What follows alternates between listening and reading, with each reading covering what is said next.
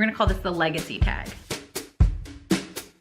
Hey guys, it's Amara, and I'm here with my mom, International Women's Day. And I wanted to talk to my mom, who is one of the women who inspires me, about the women that inspired her, about my grandmother and maybe my great-grandmother, the legacy tag. What is something that grandma did that inspired you? She was really resourceful. She was able to create fun when seemingly she didn't have anything to work with. It was something she valued very much. Back in the time when that was not so popular, Mom used to make things. These days we would call it recycling or DIY. I was always pretty inspired by that. She could find a way to create a solution to something, common things used uncommonly. And that DIY aesthetic flows through my family line. When I was a child, my mom, she'd make like playbooks for children that are made out of cloth. She'd make them. I even have a little Red Riding Hood doll that is me, it's a wolf, and the other side is my grandmother. What is one thing that you tried to be like when it came to being like grandma? As a parent, I wanted to be a lot like her. She believed, as I believe, that you learn in school, but you learn a tremendous amount in day-to-day life if you're exposed to the right kind of things. And I wanted to make sure that my kids were exposed to different ways of thinking and being, and my mother did very much the same thing. She made sure we were around people from different cultures, experiences, so that we weren't afraid of things that were different. I can remember as a kid going to Pymatuming Reservoir in Pennsylvania, beautiful place and lots of nature there, but what my vivid memories are were going to the spillway, having bread and feeding the ducks and feeding the fish. Fish were so plentiful that the ducks would actually walk on the fish's back. And remember seeing it as a kid and thinking, this is really cool. And my mother would say to me, this isn't what happens all the time, but I wanted you to see it. And that's definitely true. My childhood was sprinkled with cultures and ideas that I think definitely a lot of people were not raised around. We'll talk more about that, and honestly, at some point, you guys, I'm gonna release my book, and when that happens, there's some international culture stuff in there. Because there's international culture stuff in here. There's a thread that I could very much point out. Road trip culture is part of the way I live my life. Part of what we're gonna get into on Amara Not in Seattle on the Travel Channel. It's also something that was a big part of my childhood. So when we were growing up in Oregon specifically, I remember kind of like long car rides. It was always like a mystery where we were going. And I'm sure it was probably a mystery to you, but as children, you don't think your parents don't ever have a plan. Suddenly, I remember we ended up at a place that was like a garden, and they were selling a lot of organic tea in these like giant glass mason jars, basically. And I remember always thinking, I wonder where Mom's taking us and what kind of magical things she's going to find for us. My mother would say to her, where are we going? And she would say, we're going on an adventure. That was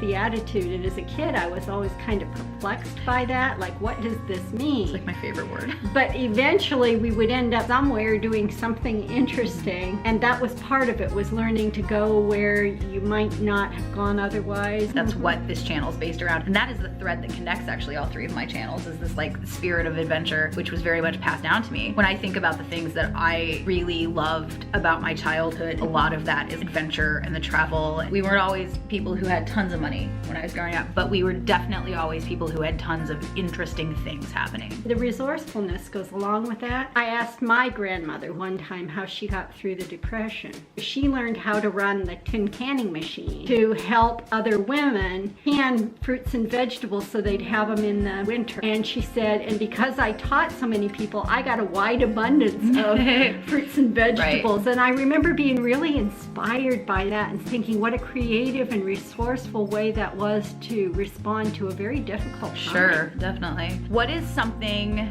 that was really exciting about your mom? I don't think of her as exciting. Really? I think of her as exciting. I think of her into the salon, come out of the salon, orange hair. Yeah, probably one of the more exciting things she did, she used to send us these care packages in the mail, and it was always exciting to see what was in the care package because it could be anything. Oh my gosh, madness. It was just anything. I never talked to her about it, but I can well imagine that Mom used to think, what do we have around here that I don't need or that I see in my travels that the kids would find intriguing? And so she would send these boxes with everything under the sun and then some, very often in little tiny boxes. Like she'd save jewelry boxes and she'd put things in them. There'd be like boxes inside the box or like stickers inside of like cards with like music inside of them. One time these circular things, my younger brother and I couldn't figure out what they were. And there was like a stone with 2 pieces of plastic. Turned out they were knife sharpeners from like the 1970s. We didn't know what they were and we were children, so we just like roll them on the floor with his Hot Wheels. That's what we would do with the knife sharpeners till one day you came in and you were like, why are you guys rolling that thing around? Because we didn't know. It was kind of like my grandmother created the idea of unboxing, but they were just kind of super random. That was something she really enjoyed. Watch for things and save them, and I am guessing she figured that we would find them interesting. My grandmother was also very creative. She taught back in the day when there was 8 grades in one school. Like a schoolhouse. In a schoolhouse. In Pennsylvania. So you'd have kids representing 8 different grades in one room, so you would have to be resourceful and creative. How else are you going to teach a 1st grader and a 5th grader at the same time? As a little kid, in my grandmother's kitchen, she used to let us take all the pots and pans out of the cupboards. We could, as kids, get in there. And we would take all the pots and pans out, and it was like our secret hideout. Not really secret, because here we are in the middle of the kitchen, right? But for us as kids, it was pretty cool, because we could get ourselves in there and close the doors, and it was our hangout. I don't know that a lot of people would have recognized that side of her, because that wasn't the teacher persona that she showed in public. That's something that I think of when I think of all the women that I've known from your side of my family. All of them are ladies who are creative and come up with ideas, this like DIY aesthetic, things like sewing, anything that could kind of fall under the bucket of art is like one side, but the other side is always very professional and driven. My great-grandmother was a teacher, my grandmother was a nurse. And she also went to graduate school when I was younger. She got her master's in public health, actually from UNC Chapel Hill. And my mother is a tenured full professor. So I come from a legacy of women who were on the one side very professional and always like very professional even for their time, right? Yes. And then on the other hand also were what we think of as kind of like modern, I'll say words that they would never use, like badass feminist, like domestic DIY queens on this other hand. So it's created a situation where I very much think of my life as like the part of me that is an actor and an entertainer and a creator and that does all of that, and then also the side that is like a professional and thinks about business things. So that collision of those 2 things is a big part of the way I live my life, and I think it's because of that. In my generation, there was my mom, my grandmother, and all my grandmother's sisters were around, your great aunts. They were all in the household on a fairly regular basis. It was like a community of women in the family, these different women. They had their own uniquenesses, things they were good at, things that they were interested in, and it added to the overall sense of creative, strong mix. Most of them were also very strong women. Grandmother's one sister was also a nurse, and at a time when being a nurse was not something that a lot of women aspired to do. It's hard to almost think about that now. That's a profession that a lot of women choose to do, a lot of people choose to do, but like historically has been something women have done. And I think it's maybe hard for people to understand that there was a time when becoming a nurse was a really big move. It was one of the first open public professions to women, but that doesn't mean it wasn't a big step to get there. Grandmother told me that if times had been different, she would probably gone into engineering. Wow. Or become a scientist rather than a nurse. But that was the closest that she felt like she could get to the sciences because of the way the world was at that point. That's interesting. And I thought that was fascinating. This is something we still, in a lot of respects, struggle with, is a lot of women still don't see themselves as being scientists or engineers or so on. In fact, the STEM programs. The STEM programs, that in a way was inspiring to me, because even though she didn't go down that road, the fact that she had those kinds of dreams and she looked at what was possible and chose the road that was possible to move her forward in a direction that mattered to her was something that took a lot of guts and courage. Guts and gusto. She used to say that when I was little. Guts and gusto. It did. It took guts and gusto and perseverance. That was a big word with me growing up, was we have to persevere. We have to see it through. She coined this term, stick-to-itiveness. Stick-to-itiveness. She used to say what we really need to develop in people is stick-to-itiveness. To see whatever goal is as something that you follow through with. She used to collect these little round discs. They would say to it, T-U-I-T, to it. And she would hand them to people and she'd say, here, this is a round to it, when you get around to it, and she would hand them out, which was kind of man. a silly thing. That is a pun. And I used to think, why does my mom do that? That's weird.